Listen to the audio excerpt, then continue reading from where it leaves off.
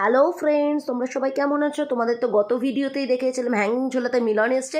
As usual আমি কিন্তু আবার মানি প্ল্যানেট ঝুলিয়েছি। আমি রেডি, এদিকে বর কিন্তু উতাল পাতাল করে একটা খুব দরকারি জিনিস খুঁজছে, কিন্তু শেষ অবধি পাওয়া যায়নি। জানি না কখন পাওয়া যাবে গো, এই জন্য মনটা খারাপ। বাট কাজে তো বেরোতেই হবে, বেরিয়ে গেলাম।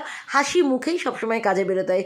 হাসি মুখে কাজে বেরিয়েও মধ্যমগ্রামে গেলাম, ফেসে প্রচণ্ড বৃষ্টি নেমেছে। আর বৃষ্টি মানেই তো এসি পুড়িয়ে যাওয়া, জানো তো, শ্যামবাজার অবধি এসি পুড়িয়ে গিয়ে ছাতা নিয়ে দুজন একসঙ্গে ভিজতে ভিজতে গেলাম, একই ছাতায় দুজন মিলে, কলেজ লাইফের মতন। তারপরে মেট্রো করে গন্তব্যে পৌঁছে বাসে করে আবার পৌঁছে গেলাম একদম আপ টু দ্য মার্ক জায়গায়।